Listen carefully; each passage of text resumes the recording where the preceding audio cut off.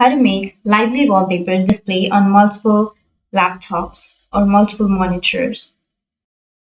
So if you want to make the Lively Wallpaper display on multiple monitors, then what you need to do is you just need to simply go with the Lively Wallpaper, right click and then open up Lively. And once you open it up, now if you've connected it to monitors, then what you need to do is just go with the upper right, which has that monitor option.